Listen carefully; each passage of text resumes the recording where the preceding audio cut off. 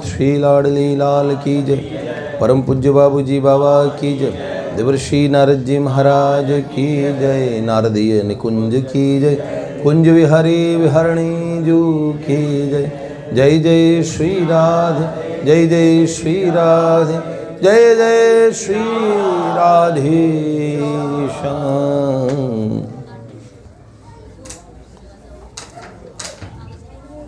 एक प्रश्न कल का अधूरा रह गया, एक प्रश्न और आया।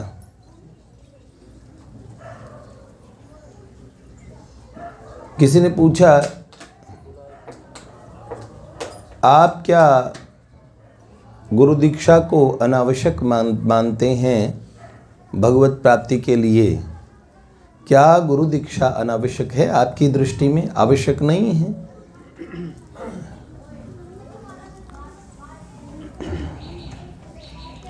अगर शुरू से लेकर अंत तक कभी आप सुनेंगे, अभी जीवन काल में जितना बोला होगा, जब पूरे को एक साथ सुनेंगे तो आप पाएंगे कि कहीं से कहीं तक ये भाव गुरुजनों के प्रति रहा ही नहीं। मेरी दृष्टि से आवश्यक नहीं, गुरु दीक्षा अनिवार्य होती है।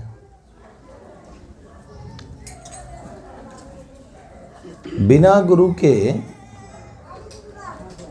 गुरु बिन भवनिधि क्या तरई न कोई, और जो बिरंची शंकर सम होई। इतनी ऊंचे स्थान पे भी पहुंच जाए, गुरुदेव के बिना तो काम चलना नहीं है। गुरु तो चाहिए। संसार की छोटी सी विद्या भी हम ये नहीं कह सकते हमने अपने आप सीख ली। YouTube से भी सीखी तो किसी ने, YouTube ने अपने आप नहीं सिखाई। उसके मूल में कोई बैठी है, कोई सत्ता जिसने वो YouTube में प्रोग्रामिंग की होगी। YouTube अपने आप सब कुछ कर लेता है, या नेट भी, उसमें कुछ होता तो होगा, पीछे भी तो लोग होंगे जिनको जो पूरा नॉलेज होती है, जो उसके अंदर में ऐसा सिस्टम उसका डिज़ाइन करते हैं। कुछ भी हैं, ये कह रहे एल गुरु क्या, एल्गोरिदम। चलो एल्गोरिदम कुछ तो होता है, किसी न किसी का ज्ञान तो आपको आप्लावित करता है और आप फिर सीख पाते हैं। तो बात तो सही है, गुरु दीक्षा बहुत कंपलसरी है बिल्कुल। कहीं से कहीं तक ये भाव और समझना ही नहीं चाहिए। गुरु दीक्षा, ये खुले खुले बोल रहे हैं, गुरु दीक्षा बहुत ज़रूरी है। अब आगे की बात बढ़ाएं, आपके प्रश्न को, और हम घुमाए बिना कहते हैं एकदम, हम बिल्कुल गुरु दीक्षा के पक्षधर हैं। एक प्रश्न आपका भी है, मतलब ऐसा क्यों होता है कि गुरुजनों में श्रद्धा नहीं होती? जी, मैं इसको उसके साथ ही बता दूंगा, ठीक है? क्योंकि इससे आगे क्या, पहले गुरु जी की दीक्षा ही नहीं हुई तो फिर गुरुजनों में श्रद्धा क्यों नहीं हो पाती? गुरु बन गए ना, उसके बाद श्रद्धा नहीं हो पा रही, या फिर पहले क्या कहते हो, गुरुजन मतलब गुरुदेव हो गए फिर उनमें श्रद्धा नहीं हो पा रही? फिर गुरुदेव क्यों बने? वही प्रश्न है कि महापुरुषों में अच्छा, वो कल वाली बात पूछ रहा हूँ। मतलब प्राप्त गुरु में श्रद्धा क्यों नहीं हो पाती है? तो गुरुदेव के मिलने के बाद का प्रोसेस है, फिर उनमें वो श्रद्धा बनी। देखो, बिना श्रद्धा के तो गुरु बनाया नहीं होगा, लेकिन कई लोग तो झोंके की तरह आते हैं और गुरु जी नाम जी जप लेके चले जाते हैं, नामदान ले आए। मैं सच बता रहा हूँ, जब से मैं इस मार्ग में आया तब से मैंने ये दीक्षा का इतना बड़ा और वो देखा पसारा। सही कहूँ तो साधकों को शौक सा है दीक्षा लेने का। तो गुरु दीक्षा कैसे ली जानी चाहिए और मिलने के बाद उसे निभाना कैसे चाहिए, वो कितना बड़ा धन है, इसे समझ जाना चाहिए। और दीक्षा होती कैसे है, कहते किसको हैं, ये बात समझ लीजिए। आप सारी चीज़ें एक ही तरीके से हाँक रहे हैं, साइंस की भी और कॉमर्स की भी और सारी चीज़ें, तो कर पाएंगे क्या? केमिस्ट्री में और आप बायोलॉजी के सिद्धांत घुसा देंगे। डॉक्टर साहब, आपने किया कभी ऐसा? वैसे नहीं, आप इंजीनियरिंग के और अपनी डॉक्टरी में करते हो कि आप पेचकस लेके बैठ जाओ, इसका दिमाग का स्क्रू थोड़ा सा नहीं, ऐसा नहीं करते। आप जानते हो सब अलग अलग विधाएं हैं, उनमें अलग तरीके से सबकी, आप समझते हो ना, आपकी कॉलेज का, आपकी जो आपने डिग्री ली है और जैसे भी आपकी जो पढ़ाइयाँ हुई हैं, सबके अलग अलग यूनिफॉर्म्स थी, अलग अलग तरीके कॉलेज थे, अलग अलग उनके डिसिप्लिन थे, अलग अलग रूल्स थे, रेगुलेशंस थे, और सब चीज़ें थी। बाद में क्या करना था आपको? बाद में क्या कर रहे हैं? सब क्या कर रहे हैं? कोई डॉक्टर बन के, वकील बन के, बताओ कुछ भी बन के क्या करता है? कमाई। क्या करता है? कमाई। सीधी बात है। किस लिए आए थे मार्केट में? ये पढ़ाई करने आए थे? नहीं। क्या करने आए थे? कमाई। और अगर जो कोई पढ़ाई भी नहीं की और जो आपसे और एक पंचर लगा के भी आपसे लाख रुपए की और कोठी ठोक लेता है, तो वो भी क्या कर रहे हैं? कमाई। समझ में आई ना? एक बात समझ लीजिए, हर विद्या के बाद, हर दीक्षा के बाद में आपके गुरुजन आपको कमाई करने के लिए बिठाएंगे कि कर लो, अब भजन करो। सबको करना पड़ेगा। हरिदासी बन जाएंगे, राधा वल्लभीय बन जाएंगे, रामानंदीय बन जाएंगे, श्री संप्रदाय में श्री रामानुजीय बन जाएंगे। महापुरुष आपको भजन करने के लिए कहेंगे। एक बात समझ में आई ना? तो आप किसी भी विधा से और किसी भी तरीके से दीक्षा, आप दीक्षा का मतलब समझते। कई लोग पूछ रहे हैं, हमारे यहाँ तो हवन ही नहीं कराया उन्होंने, गुरुजी ने हवन ही नहीं कराया। फिर मैंने कहा हवन नहीं हुआ? अरे बाप रे, खरे नहीं हमें जो, तो फिर खरे वो उन्होंने हवन नहीं कराया था, उन्होंने बताया कि हमारी कच्ची दीक्षा हुई। मैंने कहा कच्ची दीक्षा है कौन से दिन? भैया उसमें ना हरि नाम दे देते हैं, ये हरि नाम दीक्षा हुई, इसलिए ना हमने असली दीक्षा कहीं और से ले ली, उनसे हमें हरि नाम दीक्षा मिली थी। मैंने कहा नहीं, ये देखो आपने गलत सोचा। उन्होंने बोला हमने देखा हमारे भी तो यज्ञ कुंडी नहीं था, उनके यहाँ पे गुरुजी, उनके गुरुजी ने तो पूरा यज्ञ वगैरह करा के अच्छे से मंत्र बोला। देखो भैया, बात यहाँ आती है किनके यहाँ, किस गुरु परंपरा में कौन सी विधि है दीक्षा की, ये आप तय नहीं करेंगे। जिस विधि से गुरुजन दीक्षा देते हो उस दीक्षा को स्वीकार करें। आप कहेंगे हमारे परम पूज्य बाबूजी, परम पूज्य बाबा, उनके यहाँ तो दीक्षा होती ही नहीं। याद रखना, वहाँ भी दीक्षा होती थी, भाव दीक्षा होती थी। बाबा किसी बालक को गोद में लेते थे, किसी ने भी गोद में दिया छोटे बालक को, थोड़ी सी देर के लिए उसे देखते थे। जब भी किसी बालक को सामने लाते थे, बाबा उसे देखा करते थे, फिर कहते थे हो गया। क्या क्या हो गया? उसमें जब गिरिराज जी की परिक्रमा लगाते थे, तो जब बाबा जिस पे दृष्टि डालते थे, तो बाबा उसी भाव से देखते थे कि गिरिराज जी के परिसर में सखियाँ बैठी हैं, सखा बैठे हैं, तो सबको उनका भाव देते थे। जब गिरिराज जी की परिक्रमा पूज्य बाबा किया करते थे, तो हर व्यक्ति को ये गोपियाँ बैठी हैं, ये सखा बैठे हैं, अमुक अमुक स्वरूप प्रदान कर दिया करते थे। जो उनके दृष्टि पथ में आया उस पे कृपा दीक्षा उसको दे दी गई। देवर्षि नारद जी महाराज कितने जीवों को मिले हैं आज तक, उनकी दीक्षा पद्धति ऐसी नहीं रही हवन कुंड सुलगा के और फिर वो करेंगे इस तरीके से। आवश्यक नहीं होता। महापुरुषों को आवश्यकता है, अगर वो मान लो बिल्कुल आपको सच में, अगर उन्हें लगता है कि इसमें यज्ञाग्नि के समक्ष और उनके साक्षी में करना है तो ठीक, वरना महापुरुषों के अंतर हृदय में जचा अगर चलते फिरते कह दिया भैया ये नाम जप लेना। दीक्षा आपकी तभी हो गई जब उनके पास आए थे। रही बात ये कि बैठे बिठाए जिन महापुरुषों पे सामर्थ्य है भी ना, वो भी भगवत प्राप्ति, बैठे बिठाए जिनको भगवान मिले हैं ना बेटे, उनके अंतःकरण की स्थिति को उन महापुरुषों ने देखा होगा तब उनको, वरना ऐसी बात सीधी आती है। मैं सही बात बताऊं, इसीलिए जो दीक्षा की बात है, कोई ये समझे कि बाबा जी के यहाँ तो वहाँ तो सब निगुरे हैं, कई लोग बोला करते थे। पूज्य जयराम दादा ने बताया कि कहीं किसी ने बोला है तो निगुरे आ गए, निगुरे लो बाबा जी के होने के बाद में निगुरे। अच्छा, स्वामी जी के सानिध्य में उनके चरणाश्रय को प्राप्त करके जिन्होंने भजन किया, स्वामी जी ने तो खुला पुस्तक बोल दी कि उनकी पुस्तक है क्या गुरु बिना मुक्ति नहीं। देखिए, जिन्होंने उनकी ये बात मान के, स्वामी जी ने बाद में बिल्कुल स्पष्ट किया कि मेरे को गुरु परंपरा का विरोध नहीं है। असल में बहुत शिष्य बनने और गुरु बनने के नाम पे बहुत इसका एक अंधाधुंध दौड़ मची।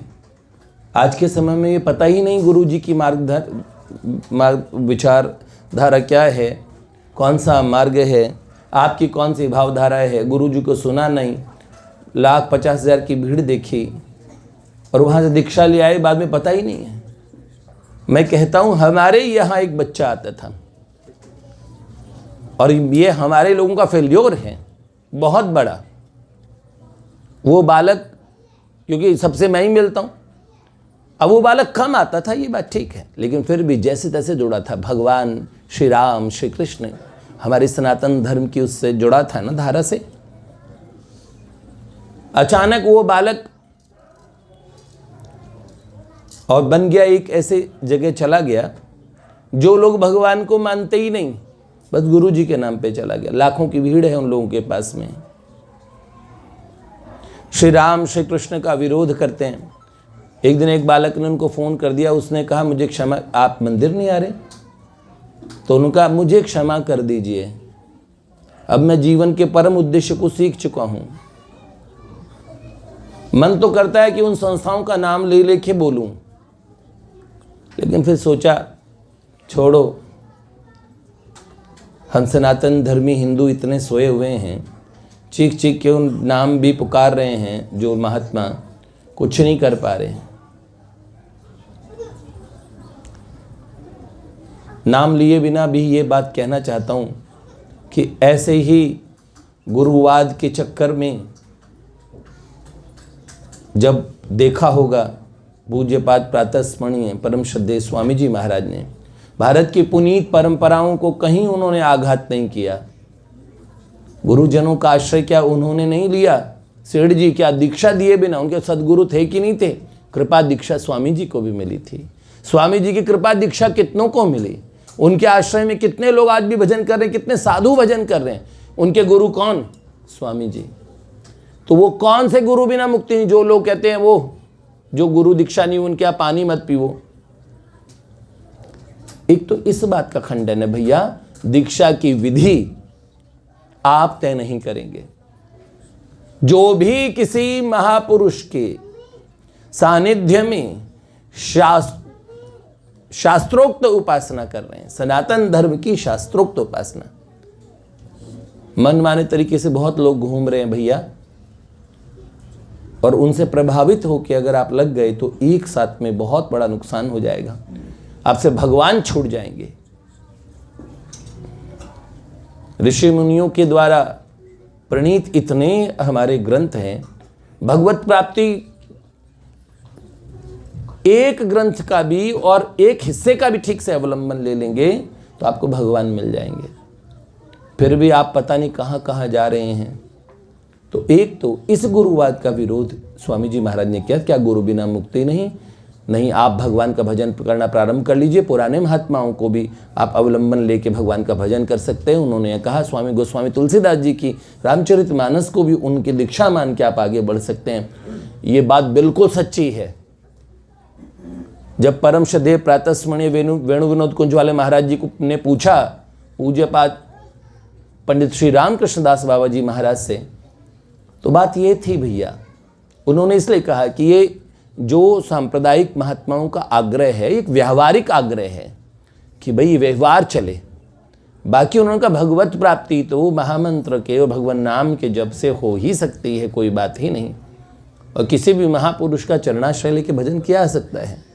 बाहरी रूप से दीक्षा कंपलसरी नहीं होती, लेकिन महात्माओं का, गुरुजनों का आश्रय, गुरुजनों की कृपा दीक्षा कंपलसरी होती है। तो आप बाहरी दीक्षा के लिए और जो दौड़ लगाते हैं, घबराइए नहीं। अगर आपको एक बार बाहरी दीक्षा कहीं से मिल गई, फिर आप मत दौड़िए। आप दीक्षा बदलने के चक्कर में मत रहिए, इससे बड़ा। और मैं हर साधक को ये बात कहना चाहता हूँ, हे नाथ हे मेरे गुरुदेव,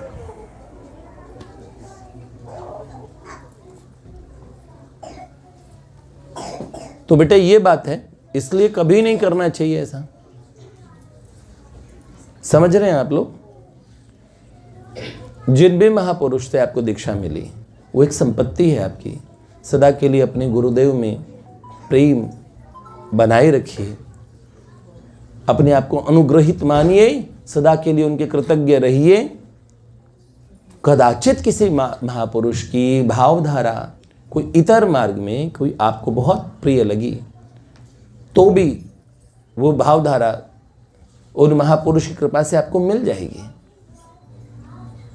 हाँ, कभी कभार ऐसा होता है कि आप योग मार्ग में हैं, आपको भक्ति मार्ग में जाना है, तो उन जो योग मार्ग के महापुरुष हैं उनको आप मन से उनका सदा आदर बनाए रखिए। अगर उन्होंने कदाचित कोई मंत्र दिया हो तो उसको थोड़ा जप भी कर लीजिए। और किसी नए महापुरुष की तरफ आपके जाने का उस भावधारा ही बिल्कुल अलग हो गई, आपका जाने का बहुत मन कर रहा है, आप श्री कृष्ण की उपासना करना चाहते हैं, लेकिन वैष्णवीय उपासना में आपको बार बार गुरु मंत्र बदलने की आवश्यकता नहीं होती, गुरुदेव बदलने की भी आवश्यकता नहीं होती।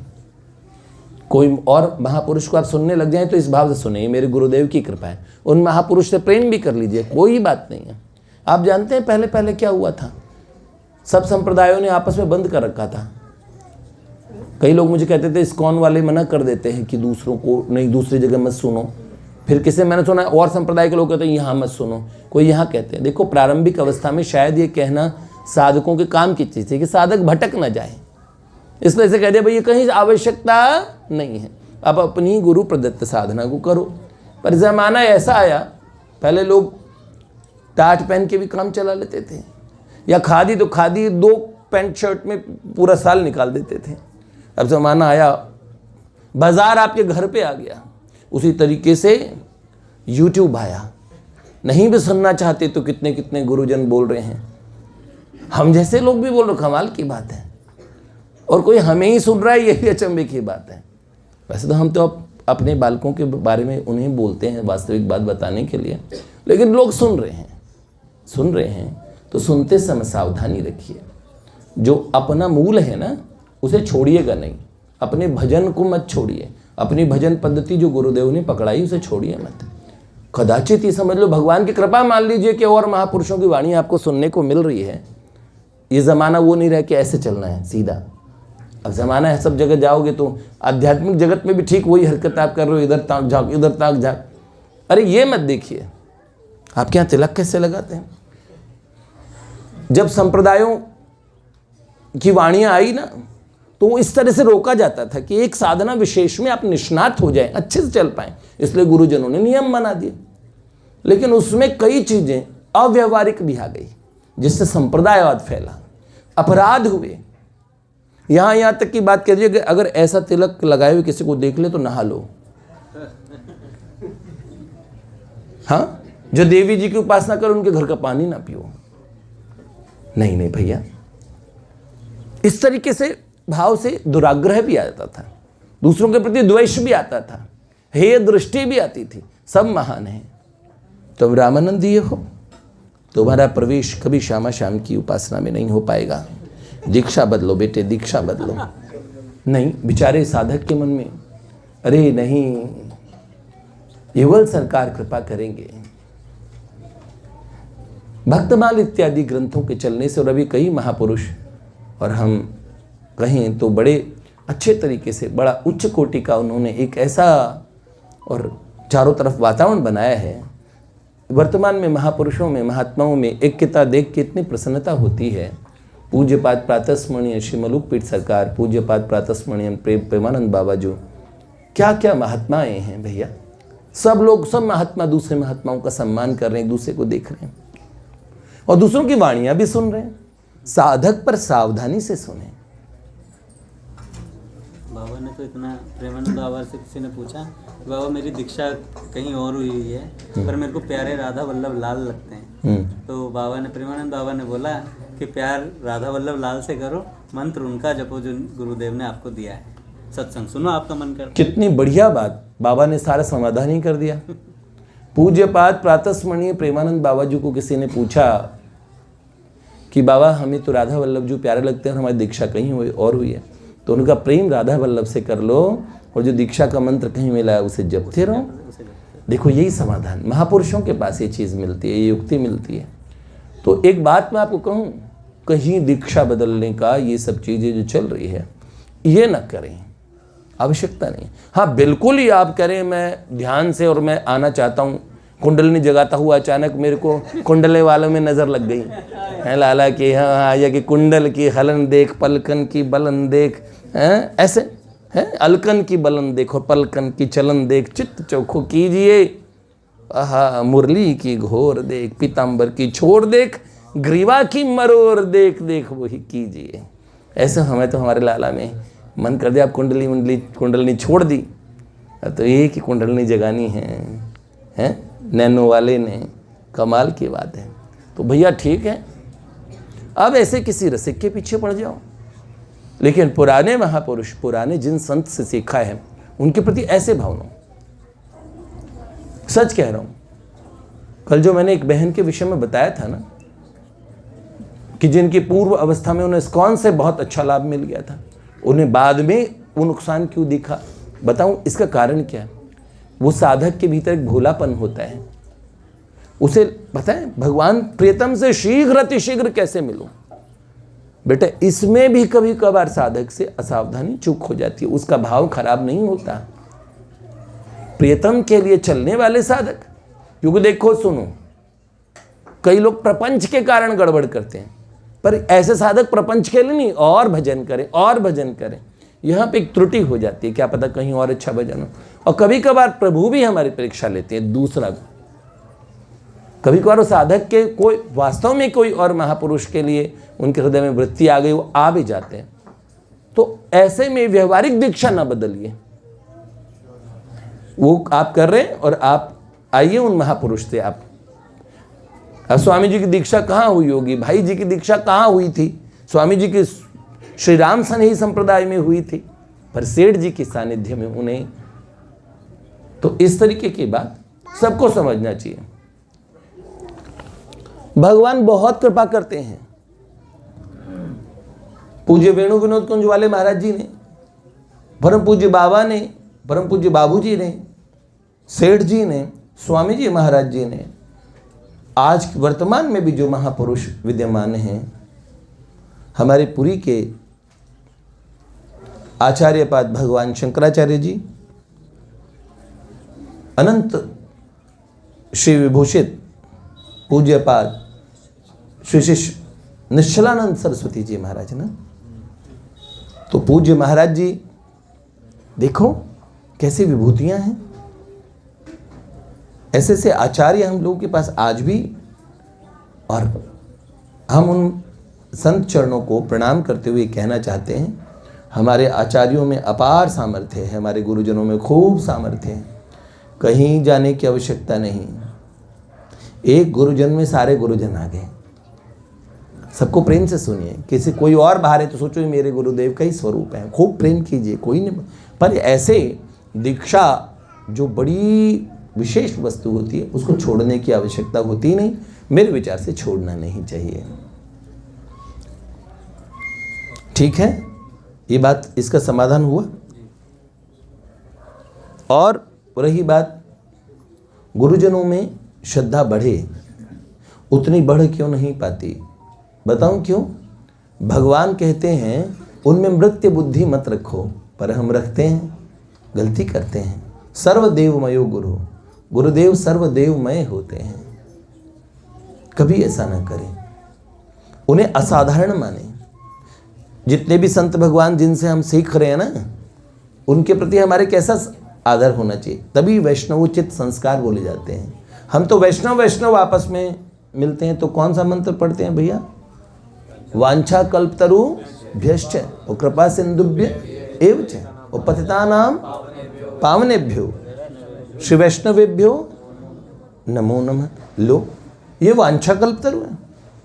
मैंने कहा ये अंगद जी वांछा कल्पतरु है। कल मेरा पैकेज है ना, और 18 लाख का हो जाए तो ठीक हो जाए, अंगद जी के चिपट जाओ। देखो, अगर आप वास्तविक इस भाव दृष्टि को दृढ़ता से 100% मानेंगे कि वास्तव में वांछा कल्पतरु, तो ये भी हो जाएगा। वैष्णव का प्रभाव होता है ये। एक वैष्णव के अंदर अपार आप, क्योंकि उनमें उन प्रभु को देखिए, प्रभु के नाते से, विष्णु का है इसलिए वैष्णव है, ठाकुर जी का है इसलिए वैष्णव कहा जाता है, जानते हैं। तो इस भाव से अगर आप दृढ़ता से मानोगे तो उनमें ही इतना सामर्थ्य आ जाएगा, आपके गुरुदेव में कितना सामर्थ्य होगा। पंचभौतिक शरीर और उसके द्वारा जो भी, अरे मेरे गुरुदेव को तो खुद ही बुखार हो गया और देखो अब मुझे क्या, हाँ लोग बोलते हैं गुरु जी को तो खुद ही बुखार हुआ पड़ा है, मेरा क्या, मुझे भव रोग से छुड़ाएंगे, खुद ही रोगी हुए पड़े, ऐसा। तो भाई ऐसे लोगों को क्या करें। गुरुदेव के तो रोगी होने कई कारण है। एक तो शिष्य पराक्रमी शिष्य कह रहे उनके कारण रोग होते हैं गुरुजनों को। एक कारण, एक महापुरुष प्रारब्ध जन्य किसी भी चीज को स्वीकार करते ही हैं, उसे टालते नहीं हैं। ओहो, अनंत सामर्थ्य था जिनको ठाकुर कहा करते थे। श्री रामकृष्ण देव में क्या सामर्थ्य था, भगवती क्या नहीं कर सकती थी। गले के कैंसर की इतनी बुरी हालत थी, खा नहीं पाते थे। स्वामी विवेकानंद जी ने कहा, ठाकुर मां से बोल क्यों नहीं देते। ये देखो, बहुत कष्ट पाने पे भी अपने लिए एक दिन मां से कहा, मां मैं खा नहीं पा रहा हूं कई दिन से। मां ने कहा, अरे गदाधर देखिए सब खाते, नरेन खाता है, राखाल खाता है, यही शिवा खाता है, शिवानंद, ये सब तू ही तो खाता है इनके मुंह से। तो खुश हो गए, अरे मेरी मां, मैं ही तो खाता हूं। महापुरुषों की भार, रामकृष्ण देव को देखोगे तो उनके कई लोगों को वो ज्यादा प्यार करते थे। तो बाकी साधक कहते ये तो बड़े पक्षपाती हैं, तो वो तो नहीं, मैं तो करता हूं तो करूंगा ही। तो उनके लिए छुपा छुपा की चीजें रखते थे, मेरे हाथ से खा। ऐसे ब्रह्मानंद जी को इतना प्यार करते थे। राखाल नाम था उनका, गोद में बिठा बिठा के उन्हें ले खा ले, पिस्ता खा ले, ये खा ले। सदा से उनका बड़ा प्रेम था ब्रह्मानंद जी से। स्वामी विवेकानंद जी के लिए तो प्राण न्यौछावर करते थे। बड़ा महापुरुषों का जीवन देखोगे पास से, लेकिन ये चीज थी कि उनको शायद रोमरोला की पुस्तक थी वो, my master as I saw him, किनकी थी पुस्तक, नाम भूल रहा हूं। मेरे गुरुदेव जैसा मैंने उन्हें देखा। आप देखोगे ना बहुत, पर कितना कष्ट भोगा स्वामी जी, श्री रामकृष्ण परमहंस देव जी ने, क्यों भोगा। बस ये बात, महापुरुषों ने बड़ा कष्ट पाया। अपने प्रारब्ध को उड़िया बाबा पहले ही मिटा सकते थे। पहले दिन कहा, अपना उनका शिष्य था ठाकुरदास, कल हम साथ साथ चलेंगे। कोई लोग समझ नहीं पाए क्यों कहा। और उसी दिन सुबह एक उस वृक्ष पे उन्होंने गीध को देखा, कल यहाँ शमशान होने वाला है, उसकी तैयारी है। ऐसी बातें कर रहे लोगों को समझिए कि उड़िया बाबा महाराज ऐसी बातें क्यों कर रहे हैं। इतने सीधे, इतने भोले थे। कोई उनके सामने किसी को तेज डांट देता था ना, तेज आवाज में डांट देता, तो किसी और को कोई डांट रहा है तो बाबा बेहोश हो जाते थे। उनके अंतःकरण में किसी को डांटना, ये सब चीज उन्हें कभी किसी ने, उन्हें सब महादेव कहा करते थे। मुस्कुराते रहते थे, उन्हें कोई कुछ भी कहता था हमेशा वो मुस्कुराहट उनके चेहरे, और दो दांत थोड़े आगे की साइड थे, हमेशा मुस्कुराते थे, पर उनके चेहरे पे ब्रह्म तेज था। कहते हैं कि अगर 10,000 लोग मिले, 1 लाख लोग पूरे सम्मेलन में आए, तो बाबा एक एक से मिलते थे। और कैसे मिल पाते थे पता नहीं, मतलब एक बार बाबा से सब मिल पाते, सबसे सद्यहत पूछना, कोई प्रणाम कर रहा है, कोई दंडवत कर रहा है, कोई चिपटी जाना चाहता है, लेकिन सबको बहुत लाड करते थे। और सुबह सुबह प्रवचन कौन से कर रहे हैं, जातस्य ही ध्रुवो मृत्यु ध्रुवम जन्म मृतस्य च, इसके ऊपर अच्छा खासा प्रवचन कर रहे हैं। और प्रवचन करते समय, और एक मारवाड़ी सेठ पंखा पहले ठाकुरदास पंखा झल रहे थे, तो उनसे मारवाड़ी सेठ जी ने कहा, आप तो हमेशा ही जलते हो, हमें पंखा झलने दो। और बाबा प्रवचन करते जा रहे हैं। बाबा तो ध्यानस्थ प्रवचन करते थे। ठाकुरदास को वो बात इतनी बुरी लगी, बाबा की सेवा करता था वो, और अंदर से लेके आया गंडासा। किसी को पता भी नहीं था क्या होने वाला है। प्रवचन करते बाबा के मस्तक पे मारा पहले ही गंडासा यहाँ, तो वो पहले में इतना धस गया। फिर दूसरी बार मारा, बाबा ने ऐसे मुस्कुरा के देखा, माथे पे बाबा ने हाथ किया, तो दोबारा गंडासा मारा तो उंगलियां कट के उधर गिर गई। और तीसरी बार मारा, पर बाबा ने ये वचन दिया, कल हम साथ साथ चलेंगे, ठाकुरदास यहीं से। और फिर हुआ क्या, जब भक्तों को बात समझ में आई तब तक तो देरी हो चुकी। उसी गंडासे से उन्होंने ठाकुरदास को बड़ी निर्मम तरीके से उसका, लेकिन गुरुजी ने वादा पूरा कर दिया। बहुत बरसों पहले उन्होंने एक डायरी में लिखा था कि मैं किसी अपने के हाथों, और मेरा जो जाना होगा वो बड़ा अलग तरीके से होगा। मेरा कोई बहुत अपना मेरे जाने का निमित्त बनेगा, और मेरा जाना औरों से बहुत हटके होगा। बक्सर वाले मामा जी को कहा था किसी ने कि आपके ऊपर इतनी भयानक दशा है, किसी भी समय कोई आपको भीषण रोग या भीषण एक्सीडेंट ये सब चीज़ हो सकती है। तो मामा जी ने कहा, एकदम हम उछल के ऐसे जाएंगे और दूल्हा सरकार की गोद में बैठ जाएंगे, हम नहीं कराएंगे कोई इलाज वगैरह। कोई, उन्होंने बोला कोई ब्राह्मणों से कोई महाअनुष्ठान कराया जाए, आप पे बहुत खतरा है ऐसा सा। पर मामा जी माने ही नहीं। और आप जानते हो, लक्ष्मण शरण भैया साथ साथ गए हैं, बोले सरकार जहाँ ले चलोगे वहीं चलूँगा, कहाँ तक। और देखो कहाँ तक पहुँचे, आप जानते हो ना, उस स्थान तक साथ पहुँच गए। महापुरुषों के बाहरी न उनका आना न जाना। कृष्णदास अधिकारी जी थे, कुएं में फिसल के जब गए,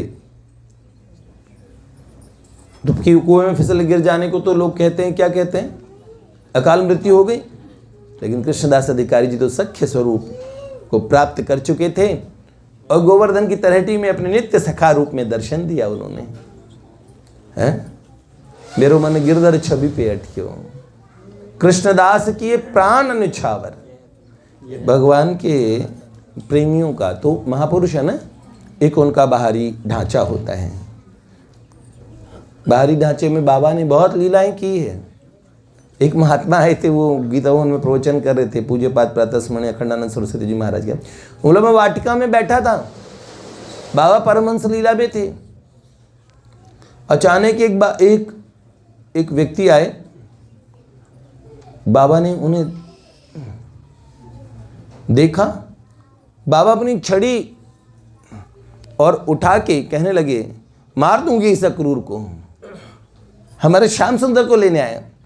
उसके पीछे मारने भागे, वो बेचारा डर गया। अब काम बाबा तो श्री कृष्ण की उन लीलाओं के भीतर थे जहां गोपियों को भगवान का विरह प्राप्त हुआ था। तो बेटा देखो, बाहरी स्वरूप में कुछ भी नहीं। पूज्यपाद बक्सर वाले मामा जी को जब बाबा ने पहली बार देखा था ना, तो उनके जो पहना था उन्होंने, शायद जैकेट था या क्या था, चद्दर थी, चद्दर में छेद सा था। तो उन्होंने, किसी ने परिचय कराया, ये पूज्य मामा जी हैं, बहुत अच्छे भगवान की और कथा कहते हैं, और सियाजू के छोटे भैया हैं ऐसे से।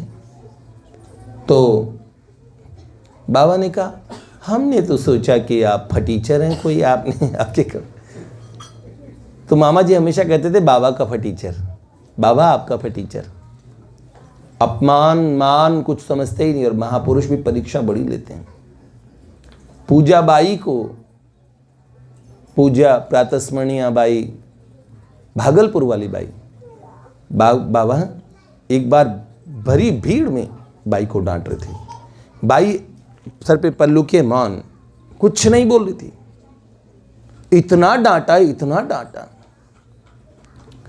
लोग घबरा गए, बाबा को इतना, बाबा इतना डांट क्यों रहे हैं।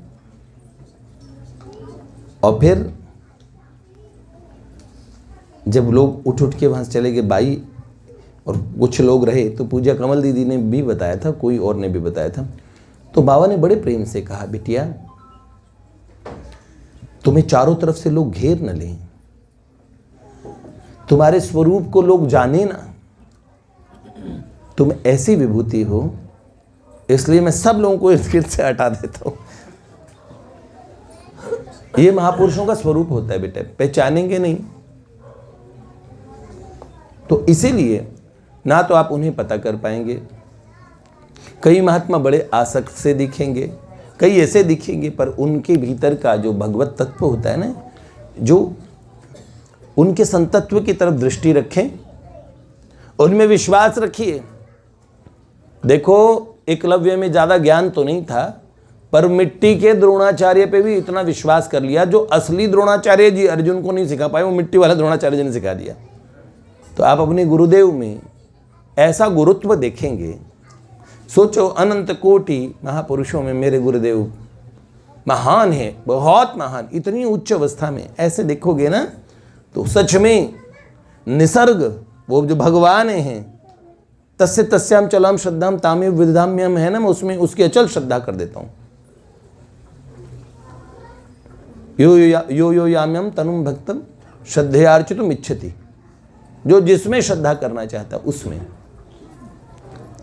तो एक बात है, महापुरुषों में इस दृष्टि से रखें, भगवान, जिन भगवान को आप पाना चाहते हैं वो आपको समझ लीजिए गुरुदेव के रूप में मिल गए। अन्य महात्माओं में जिन्हें आप जिनमें आपको श्रद्धा हो रही है, उनमें भी आपको वही गुरुदेव समझ लीजिए कि वही गुरुदेव इस स्वरूप में मुझसे बोल रहे हैं। अपने गुरुदेव और उनके द्वारा प्रदत्त उस दीक्षा का, अगर दीक्षा कान में बोलिए तो ठीक, यज्ञ अग्नि के सम्मुख होइए तो ठीक, ये न मानिए खाली शब्दों में बोला ऐसे कर लो तो वो मान लीजिए, वो भी बहुत श्रेष्ठ है। और नहीं तो मेरी बात इतनी समझ लीजिए, महापुरुष कह रहे ना आप हमारे हो, इतना बहुत बोलना बहुत है। हमारे बाबा बाबू जी के हम क्या हो गए, हम उनके हो गए ना सारे। अब दीक्षा घनश्याम दास ठाकुर जी की निम्बार की दीक्षा है, हुई ना, पर किन के आश्रय में रहे, वेणुवृंद कुंज वाले महाराज जी के। और किसके ठाकुर थे, बाबा के। किसके? आप महापुरुष संतों के लाडले हो जाओगे तो आपकी गुरु दीक्षा पे कोई फर्क नहीं पड़ेगा। किसी अन्य संत से प्रेम करना, उनके आश्रम में भजन करना और उनसे भगवत प्राप्ति की प्रार्थना करना भी गड़बड़ नहीं होता, और उनके माध्यम से भगवत प्राप्ति हो जाए तो समझ लो वो भी तो एक गुरुदेव का वो स्वरूप है। ऐसा होता है बहुत बार, हमने भजनाश्रय कोई और संत के माध्यम से लिया और भजन पद्धति कोई और संत की है, आश्रय में किन्हीं और के भजन करने लगे, कुछ नहीं फर्क पड़ता। भगवत प्राप्त महापुरुष अंतःकरण से एक ही होते हैं, इसलिए ऐसा न माने। सब चीज़ का समाधान है, पर दीक्षा को साधारण वस्तु न माने और दीक्षा को एक विधि न माने कि ऐसे ही दीक्षा होती है। ये प्रश्न किसी से पूछना आवश्यक ही नहीं है। जब किसी माध्यम, अरे किसी गुरुजनों को, बाबा बाबू जी के कोई बोल के भजन करा, उनसे पूछना तुम्हारी दीक्षा हुई, ये सबसे बड़े महामूर्ख की निशानी है। क्या बोला? महामूर्ख। अगर इससे बड़ा कोई शब्द बोलूंगा तो उससे बड़ा। ये कोई प्रश्न होता है? कोई न कोई किसी न किसी गुरुजनों के माध्यम से भजन कर रहे हैं, अकेले तो वो कहीं किसी और शहतूत के पेड़ से नीचे नहीं टपका आके साधक बन गया होगा, किसी न किसी के माध्यम से ही तो लगा होगा। तो ये जब पूछना है ना, ये पता है, ये पूछना इसलिए नहीं, ये दूसरे को तंग करने के लिए पूछा जाता है। आपका संप्रदाय कौन सा, ये बात आप किस लिए पूछते हैं? आप अपना श्रेष्ठत्व बताना चाहते हैं, उस साधक के हृदय में उसको इंफीरियरिटी फील हो ऐसा बताना चाहते हैं, या जिज्ञासा वशात पूछ रहे हैं? अपने हृदय में पूछिए, झांकिए, क्या बताना चाहते हैं। कई लोग मिलते हैं ना, सीधा प्रश्न, आपका संप्रदाय कौन सा है? क्यों? आपको दीक्षा लेनी है? आ रहे हो क्या? अभी बताते चलो, गुरुजी तैयार बैठे हैं। कमाल की बात है। ये शौक क्यों है आपको? इसीलिए साधक दूसरों के काम में इतने टांग अड़ा रहे हैं, इतने अपराध कर रहे हैं। अरे जो भजन कर रहे हैं उन्हें करने दो, भजन माला जप रहे से। कई लोग तो ऐसे हैं कि जो साधना कर रहे हैं उन भक्तों से बचेंगे, संसारियों से। आइए आइए भगवान आप आइए, क्योंकि आपकी संभावना हमारे से जुड़ने की है, और आप कहीं और से जुड़े हुए हैं तो उन्हें तीखी दृष्टि से कि तो फालतू है हमारे लिए। एक ने मुझे खुद अपने मुंह से बोला था कि देखिए हम लोग आपस में श्री कृष्ण भक्त कैसे प्रेम से मिलते हैं। उन्होंने बोला ये दुख, उन्होंने शब्द बता रहा हूँ ऐसे के हूबहू ही, ये जो हनुमान के भक्त होते हैं ऐसे से। मैंने कहा इतनी और इस तरह इतनी हेय दृष्टि किसी भी भगवत भक्त के प्रति, किसी स्वरूप के भक्त का ऐसा निरादर क्यों करते हो भैया। और श्री कृष्ण भक्त भी कौन से वाले, जो आपकी टीम वाले कृष्ण भक्त, आप उनका आदर कर रहे हैं। अगर मैं कह दूं जाके चलो आओ हरिदासियों का भी उतना आदर कर दो, आओ इधर भी चले जाओ, क्यों मना करना पड़ रहा है भगवत स्वरूप। अगर अपने साधकों को हम एक सोच दें, अब वो जमाना तो रहा नहीं कि हम रोकें यहाँ मत जाओ यहाँ मत जाओ, हम एक सोच दें कि भैया सुन लो, खूब मजे से सुन लो, मूल को गंवाए बिना, कि हर जगह अपनी जो आपकी भावधारा उसे पुष्ट करने की बात सुन लो, उसे पुष्ट करो। और जो बात आपको समझ जाती है उन लोगों के लिए होगी। उनके यहाँ एकादशी नहीं करते, देखो हमारे यहाँ तो करते हैं। अब उनको जाके तंग करने को, तुम्हारी एकादशी नहीं करते, तुम तो नष्ट हो गए, भ्रष्ट हो गए, तुम्हारा सत्यानाश हो गया, एकादशी के दिन तुमने पाप खा लिया। अरे भैया उनके यहाँ उत्सव है, वो उनके लिए उनकी पद्धति में एकादशी नहीं होती। अब वो हमें कहे तुम लोग एकादशी करते हो, हम तो बिल्कुल निवृत्त निकुंज वाले हैं, और तुम्हें तो कुंज, अरे तुम्हें कुंज में प्रवेश ही नहीं मिला, तुम तो बाहरी उपासना में रह गए, लो ठन ठन पालो, तुम बड़े निकुंज में चले गए। कहाँ कौन से निकुंज में हो, पूछो जरा उनसे। अरे भैया एक जने ने मुझे बोला ऐसा ऐसा ऐसा ऐसा निकुंज होता है, बहुत उन्होंने मुझे कई उदाहरण दिए। उदाहरण दे के फिर मैंने कुछ ही नहीं बोला उन्हें तो बिल्कुल रटी रखे थे बिल्कुल। अब मैंने इतने रसिकों की वाणी, अब भगवान की कृपा से कुछ याद आते तो ठीक है बोल देता हूँ, पर ऐसा भी नहीं कि मेरे को पूरे वो पूरा मेरे को पूरा ही सब याद है, ऐसा नहीं। पर उन्हें याद था, उन्होंने 20-25 उदाहरण ले दिए उसके बीच में। तो उन्होंने बोला ऐसा होता है निकुंज, ऐसा उन्होंने कहा ऐसा ऐसा, इसमें कहा ऐसा ऐसा, उन्होंने कई बातें बताई। फिर मैंने कहा ये आपने अलग अलग जगह से पढ़ा? नहीं हमने सारे पूरा अच्छे से इसका सम्यक अध्ययन किया है। मैंने कहा अध्ययन किया है ना, गए हैं कभी निकुंज में, देखा है? देखने लगे। उन्होंने कहा आचार्य बस भगवत कृपा से थोड़ा उनके स्वर विनम्र हुए, क्योंकि वो उनका जो मतभेद था वो केवल निकुंजों को, इन बातों को लेके कि अपने शास्त्र की बातों को लेके ही वो उनमें मतभेद रख रहे थे। मैंने कहा ये जो आपने मुझे बताया ये सब देखा है आपने? आचार्यों ने कहा है। मैंने कहा बहुत अच्छी बात है, ठीक है। मैं कहा आप भगवान से प्रार्थना करता हूँ कि आप इन्हें देख लें जल्द ही। अभी तक आपने कुछ देखा ही नहीं, कनपटी के बाल सफ़ेद हो गए, जिन भगवान के विषय में आप लड़ रहे हैं, दूसरों को नीचा बता रहे, उन्हें देखा है? कैसी बात कर रहे हैं? भगवान को कोई दिखाता है, गुरुजनों ने साधना दी वो करो, फिर अंत में हरि नाम लो और भगवान के पास चले जाओ। पर आपकी ही परंपरा में कितने महापुरुषों को भगवान मिले, आपके यहाँ जरा आप शास्त्र निकाल के पढ़ लीजिए, उन पे भगवान की बहुत कृपा हुई थी। वो आप पे भी हो सकती है सरकार, आप ये समझ लीजिए। भगवान कृपा होती है, भगवान मिलते हैं। अपने आचार्यों की वाणी को ध्यान से पढ़िए और नाहक दूसरे परंपराओं में, दूसरे साधकों की साधना पद्धति में भेद उत्पन्न न करे। उनकी बुद्धि में ऐसा अपराध साधक को करना ही नहीं चाहिए। वो एकादशी कर रहे हैं नहीं कर रहे हैं वो बहुत श्रेष्ठ हैं, उनकी परंपरा है, उनका तरीका है, उनको उनके तरीके से। उनके तिलक में कितनी बड़ी श्री है, कितना बड़ा वो ऊपर तक ले आते हैं, भैया ये नाक से लाते हैं, हमारे तो तुलसी पत्ता रखते हैं ऐसा। अरे भैया सब अच्छा है, तुम्हारे पे ये अच्छे लग रहे हैं, उनको वो करने दो, सही है ना। ये बिल्कुल ना करें, ये साधक को ध्यान ही बिल्कुल ध्यान रखना चाहिए, और ये बीमारी बिल्कुल नहीं रहनी चाहिए।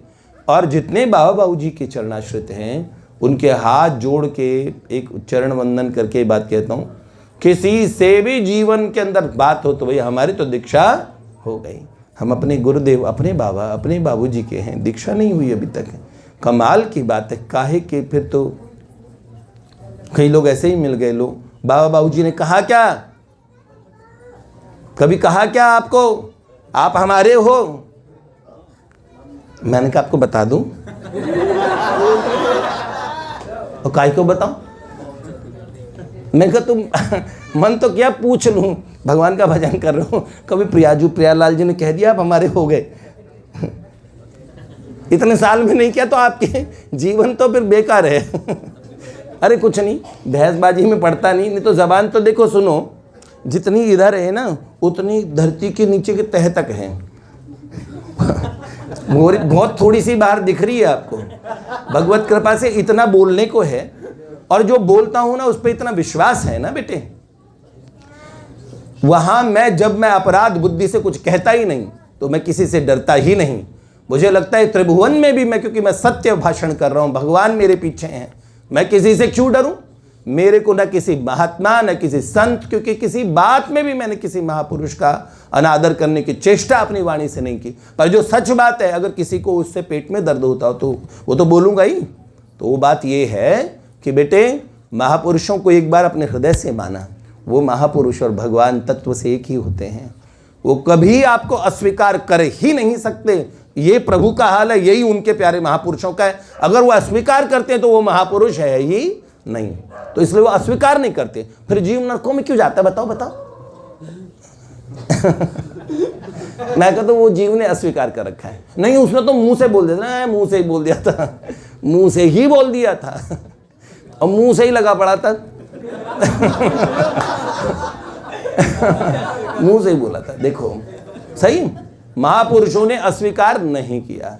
ये जितने भी नरक में महापुरुषों के होने के बाद जाते हैं, तब भी महापुरुषों ने अस्वीकार नहीं किया। नरकों से आने के बाद में जैसे शुद्ध होते हैं, महापुरुषों ने फिर पकड़ लेते हैं। वही भावधारा उनके पास फिर आती है, उनके सामने आती है, एक बार फिर उसका जी चलता है, कभी ना कभी तो उसका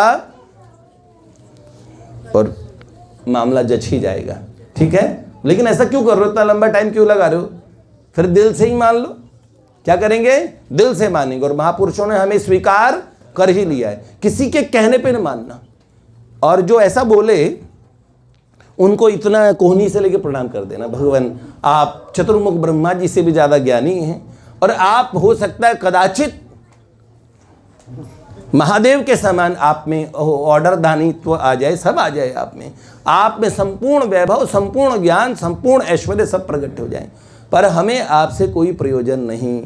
जो हमें अपने प्रिया प्रियतम, अपने गुरुजनों के प्रति हमारे भाव को न्यून करते हों, वहाँ से अपना उनके प्रति तिरस्कार न रखें, लेकिन उनसे कोई किसी प्रकार का संपर्क भी हमें अपने हृदय से रखना ही नहीं चाहिए। ठीक है। जय जय श्री राधे लाडली लाल की जय।